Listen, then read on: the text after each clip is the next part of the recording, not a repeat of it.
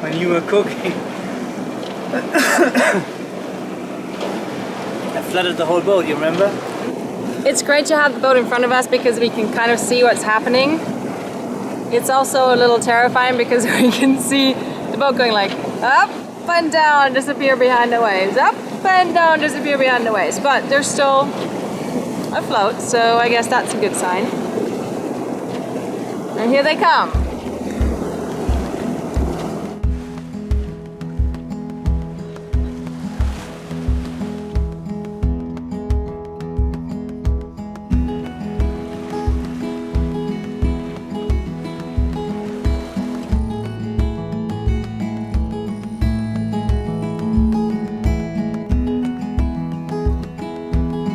We made it safely through the swell at the harbour entrance, shaken but intact.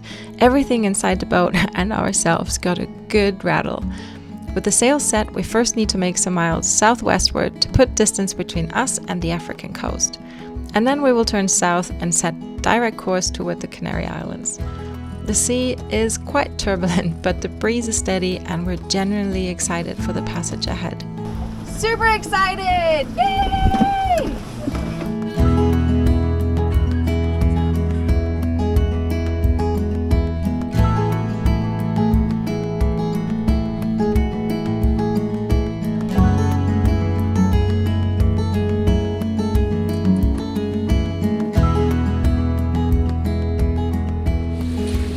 This is a good one. But now we're a little too far downwind. Gotta go upwind a little bit. This is good. 6.5, 7! Yee-hee! Rock and roll! At the beginning of a journey, I usually like to sit at the helm for a while and just like groove into the journey, groove into the boat, groove into the situation that we're in. Just like feel everything. And now Flo just put on the wind vane and she's holding the course perfectly. Took like 3 minutes maybe to find a sweet spot and now we're cruising along beautifully. Nice.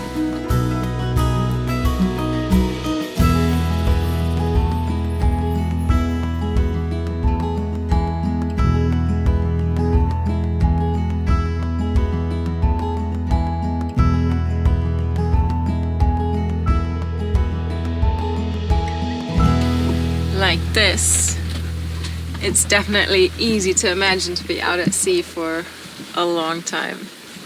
We're doing between 5 and 6 knots, and the wind is picked up a tiny little bit. Had been around 8 to 10, and now it's like between 10 and 14 maybe. Pretty much on course. Alrighty, it's windy and fresh and wavy, but mostly pretty good. But I think it's time to make some food. I think I'm going to make today chili con carne. What do you say?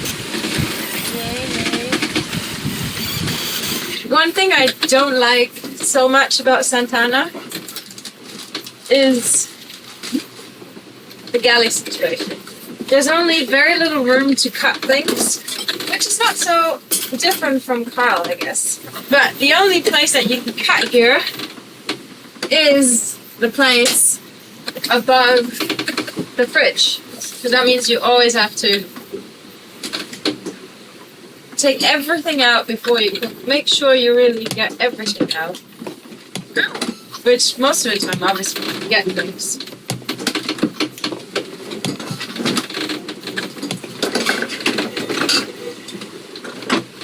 For me, the worst thing on passage is waiting too long until I get hungry. Because as soon as I get hungry, I get seasick.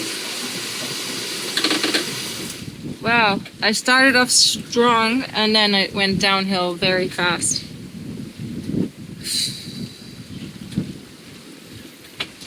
I think I waited too long and I was too hungry already. My belly was too empty. Even just the smells like gave me like the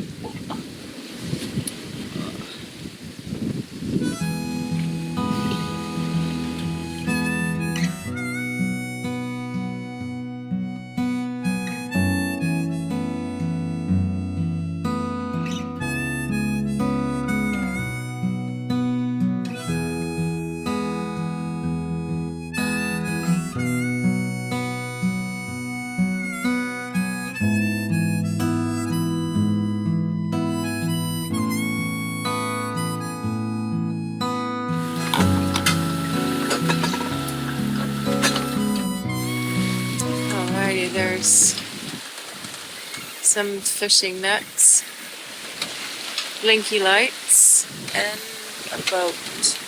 2 boats. I guess we will know. We've got the permission from the captain to see if we can cross through them. Had some resting time from 7:30 to 11:30. But I did not sleep 1 minute because the waves were so violent. And there were so many things clonking around in the boat. I'm not feeling very good. Like super cold. But stomach ache. I'm not sure if that's seasickness or something else. My head is aching.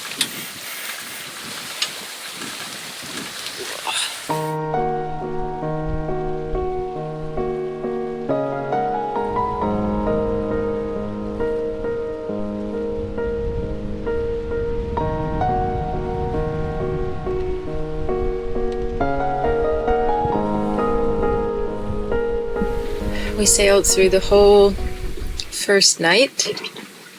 It was great wind, but there was a price to pay. It was super choppy, really confused seas, and everything in the boat was banging. It was so loud. I couldn't sleep 1 minute. And on top of that, I wasn't feeling very great, so I didn't really sleep at all last night. And I think Flo didn't sleep much either. And then this morning, I don't know, around 10 maybe or 11. Around 10 the wind died down quite a bit and we tried the blister, but it didn't really work out. Flo tried different things, but we were doing like 2 knots and it was flapping quite a bit. So we threw on the engine and we motored for a little bit, and now the wind is back on. Completely different direction than forecasted though. But we're sailing nicely and the sea state has calmed down a lot. Now we're doing 6.2. So that's great. We've been kind of napping all day. The air is really cold. At least the sea state is better now. I think it's another 320 or something to go. But I'm really happy we're back to sailing. Nice. Woo.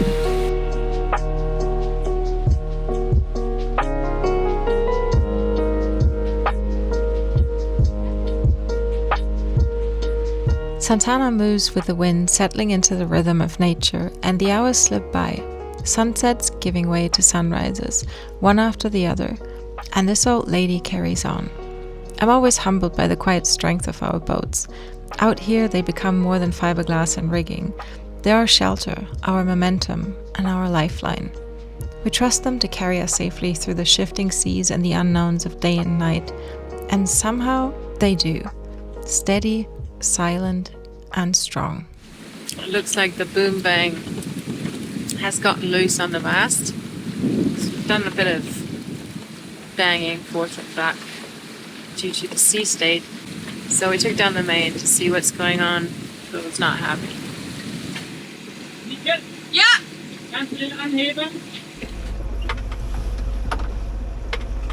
Oh, that's no fun.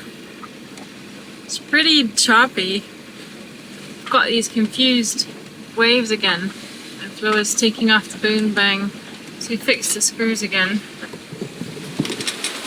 Somehow, I thought we're sailing south and it was going to be warmer. But somehow,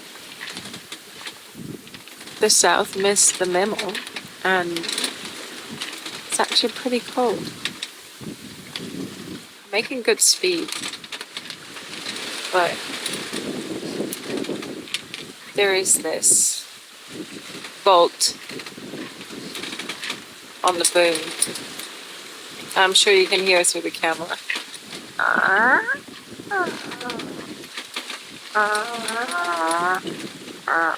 It's a bit like a torture thing. Oh, my head is aching. I feel super tired. I don't know. I I don't think we're both in the best constitution to be doing that 4-day passage. Sorry, not very upbeat at the moment.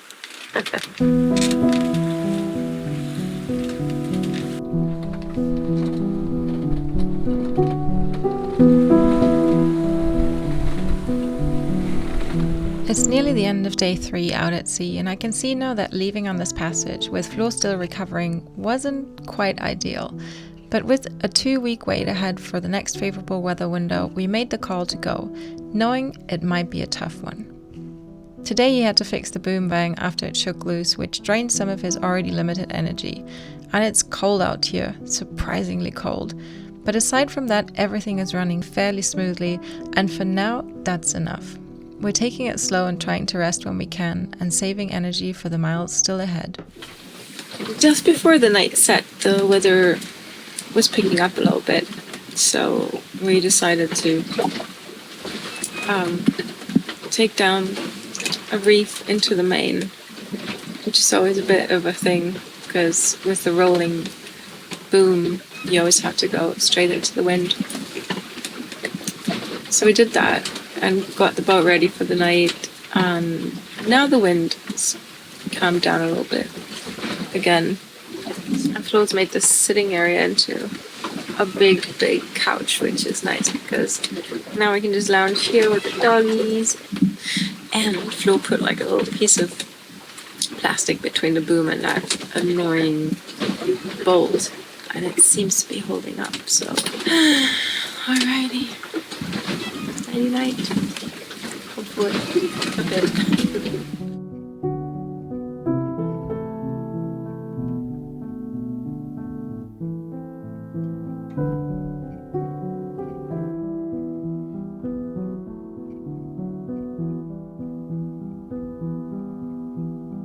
It's our 4th day at sea, and thanks to Santana's steady pace, we'll be making landfall at early dawn tomorrow, touching the shores of La Graciosa. This day is slipping by in a bit of a haze. I realized we've hardly spoken during this passage. If you've ever been at sea with someone for days on end, you might know how thin the air can feel when everyone's tired and low on energy and quietly wishing they were already there. But silence doesn't always have to be uncomfortable. With some people, sitting in silence can feel like something you need to fix, like you're failing to fill the space. And what I love about being out here with Flo is that we can share those silences without pressure and without performance. It doesn't feel heavy, it feels allowed. In moments like these, when our bodies are just swaying with the motion of the boat and our minds are conserving whatever energy we've left, that quiet companionship becomes a kind of comfort. There's no need to entertain each other. We know the chatter will come back with the land. And for now, it's enough to simply be. And that, sometimes, is everything.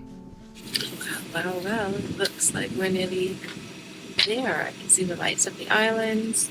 We're already past the little first tiny islands with rocks coming out of the water. It's so freezing cold.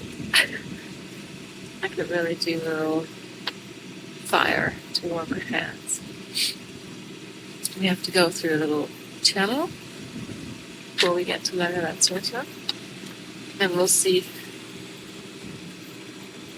It might be crowded. It's apparently the best anchorage in the Canary Islands, so it's probably going to be a couple of people. Wakey, wakey!